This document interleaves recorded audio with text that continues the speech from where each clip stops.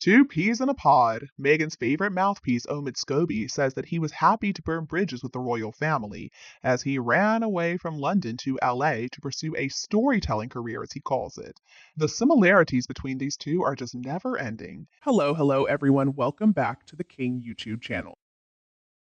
Meghan and her favorite cheerleader, Omid Scobie, really are like a couple of middle school mean girls. Anytime they get excluded from something, they say, "Oh, well, we didn't want to hang out with you anyway." Honestly, they're like a couple of 12-year-olds who have been excluded from the popular girls' table at lunchtime. This kind of, "well, I didn't like you anyway" behavior we have seen frequently from Meghan Markle, and it looks like in this area, Scooby-Doo is no different. So Scooby-Doo did an interview about what his future may hold, and he says that he is absolutely okay with being blacklisted from Buckingham Palace and is now looking to pursue a career in storytelling, according to GB News. Well, he's already gotten a good start with his storytelling career with that book of lies that he published. I do wonder, though, is he planning on telling stories that are completely made up? Because that's what we got in Endgame. He hyped up the book a whole lot, but boy, it sure hasn't sold well. Maybe he needs to go back to school and take another creative writing course. It is funny when I think about the fact that Scooby Doo was so convinced that he had a hit on his hands. He really thought his book was going to be a bestseller, that it was going to damage the monarchy irreparably. And he really thought he was being so sneaky with putting the names of Charles and Catherine in the Dutch translation of the book as the racist royals. But all of this has blown up in his face, and to be honest with you, I couldn't be happier. That smarmy look on his face makes me want to slap him, and I'm not a violent person. It is, though, another version of Meghan Markle's rictus grin. I mean, the two of them have so many similarities. They even look alike. Scooby-Doo has also had lots of plastic surgery to look like his idol Meghan, and Meghan has had lots of plastic surgery to look like, well, I don't know, anybody but herself, I guess. And of course, the two of them have made a living off selling royal family secrets, whether they are true or not. And now he's trying to claim that he and Meghan have no relationship. Oh, whatever. So I went back a little bit. I dug around and I found an article from Tatler magazine back in 2020. Let's see what they had to say about the relationship between Scooby-Doo and Meghan Markle. So right here at the beginning of the article, we've got there's no denying Omid Scobie is close, very close to the Duchess of Sussex. Take the Duchess's last solo appearance as a working royal on the day she finally flew out of England. Scobie, who is co-author of the best-selling, if critically derided, Finding Freedom, was one of only 3 journalists invited to the engagement. An engagement the Duchess, or Meg as Scobie says her close friends and husband call her, found so emotional she and Scobie shared a big farewell hug beneath the malachite candelabras of the 1844 room in Buckingham Palace, and as they hugged, the Duchess said it didn't have to be this way. Oh, how romantic. Meghan Markle and Scooby-Doo sharing a hug. Gross. So, okay, that was written in 2020. It wasn't very long ago. And now Scooby-Doo is claiming that he is not a mouthpiece or a cheerleader for the Sussexes, that basically they have no relationship. He said that he hadn't even talked to Meghan in nearly 4 years. I believe I'm seeing another similarity here. Neither one of them can keep their lies straight. Also, in this interview with Tadler, Scooby Doo said, "There are a lot of people who say I only write positively about the Sussexes. I would challenge anyone to find a negative story I've written about the royal family full stop since I started." Oh, really? What about what you just wrote in Endgame? All that hateful nonsense about Catherine and all the horrible stuff about King Charles and William, too. You don't consider that to be negative? Looks like hypocrisy is another trait that Scooby Doo and Megan share. Let's see if we can find any more. Well, according to this article in Tadler, Scooby Doo had also been called a social climber, and he didn't appreciate that. But then he goes on to say, "My mom's side are Persian and slightly aristocratic." Oh, really now? They're slightly aristocratic? What does that even mean? Well, I guess like Scooby Doo's boss Megan, he is also desperate to connect himself to royalty in any way, shape, or form. Just like Megan is so desperately clinging onto that Duchess title. We're gonna have to pry it from her cold, dead hands. Well, Scabies also claims that he has been a victim of racism. Apparently, the first sentence of the first Daily Mail story about funding freedom called him a British Iranian author. And Scooby Doo says, "I was like, I see what's happening here." Oh, he feels just like Megan.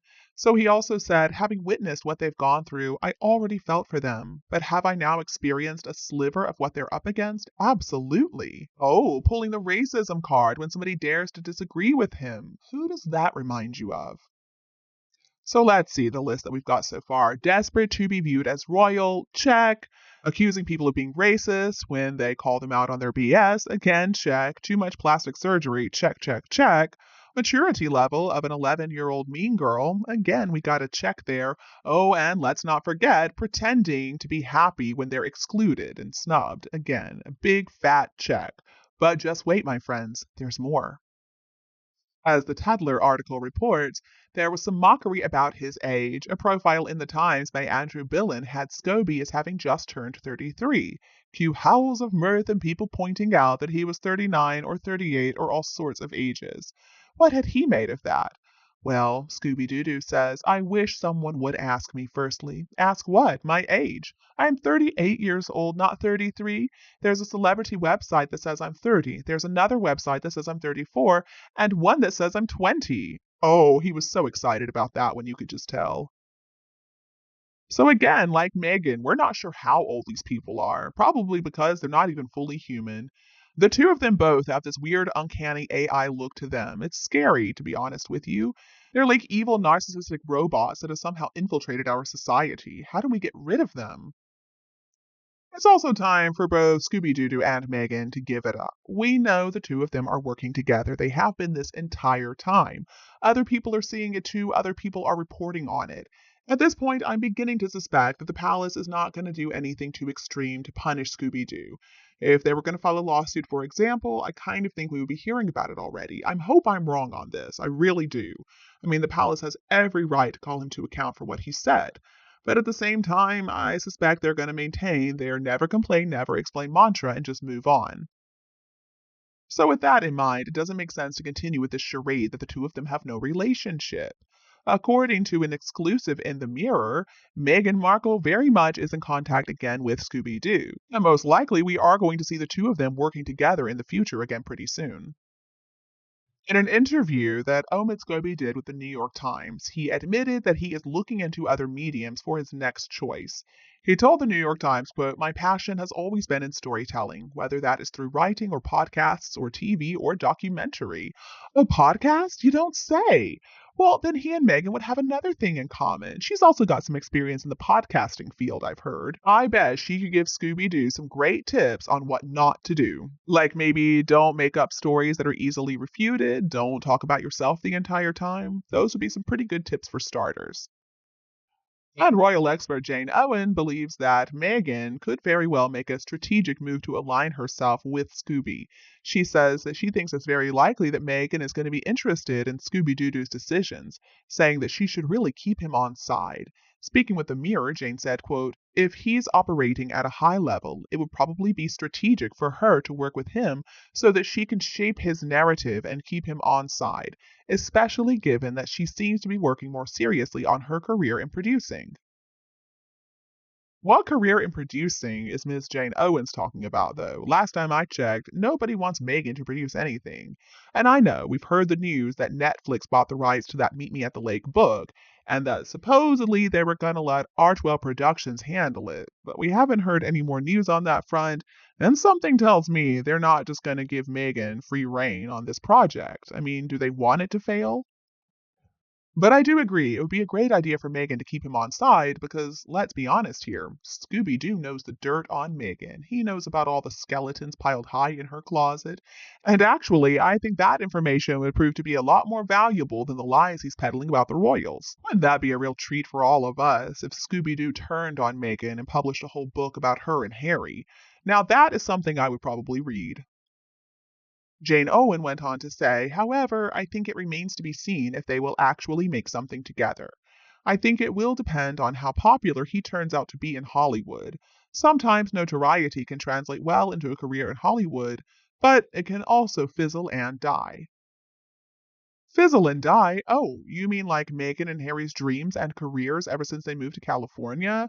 I don't think Scooby Doo's going to do any better than those two have in Hollywood. After all, Scooby Doo is no spring chicken. He's got the same problem Meghan has. He's getting a little old to still be pulling this stuff. And who is he anyway? What is interesting about him? What is going to motivate people to want to get close to him? I don't see anything that's going to draw the people in. In order to have power in Hollywood, Scooby Doo would need to make some powerful friends, but so far the only friends he's got are Meghan and Harry. I don't think he's going to go very far with those two. Jane Owen goes on to say, time will tell if he makes the transition successfully. Probably another reason he's not spelling it out. He probably wants to see what deals he gets offered before he announces anything. I know that would be my advice to him if I was his publicist.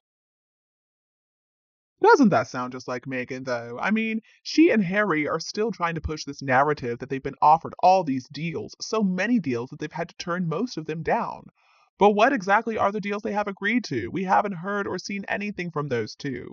I mean, the Spotify deal fell through because they wouldn't put any work into it, and the Netflix deal is still on, but probably not for much longer. I'm sure Netflix is not going to renew their contract in 2025. Of course, there is the contract with Penguin Random House, too, and I'm still confused. Is that Harry's contract alone, or is Meghan in on it too? We've been hearing rumors that Meghan is working on her own tell-all book. Oh God, I hope it's not true. But at the same time, if Meghan insists on publishing some tell-all book about her time as a working royal, she might as well go ahead and get it over with. Just get it out of her system, and then maybe she'll shut up for good. If only we could be so lucky. First step, though, is Meghan and Harry have to figure out some way to make it through Christmas without making absolute fools of themselves, as if they haven't already. Both Scooby Doo and Meghan need to understand that just because you put something in print does not make it true. The two of them seriously are so delusional. They believe that just because their lies get printed, it makes them true. Because, oh, let's remember, objective reality isn't a thing anymore. It's all about his truth, her truth, my truth, their truth. No, last time I checked, there is only one truth. It's called the truth, and it's the only one I care about.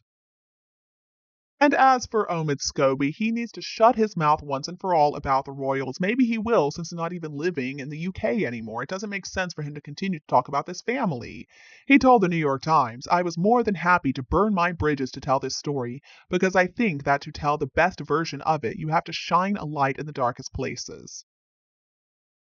Shine a light in the darkest places. You mean like Meghan's soul? Okay, so then he went on to say, but I also realized that the outcome of that was being essentially blacklisted from things with the palace moving forward, which I'm absolutely okay with. Well, I hope you are okay with it, because nobody's going to talk to you ever again, except, of course, your favorites, Meghan and Harry. But are they going to be able to provide you with enough to keep earning a paycheck? I highly doubt it. And what is going to happen once all the secrets are told? Once your revenue stream has dried up, what are you going to do then, Scooby-Doo-Doo? I don't know about you all, but I think I know what I'm going to ask Santa for.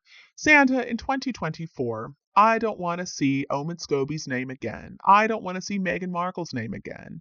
I want to read only one article about the both of them, that they have gone to some desert island somewhere to live together, and they've given up on being successful in Hollywood, and we're finally going to get a break from those two. That is what I would love to see.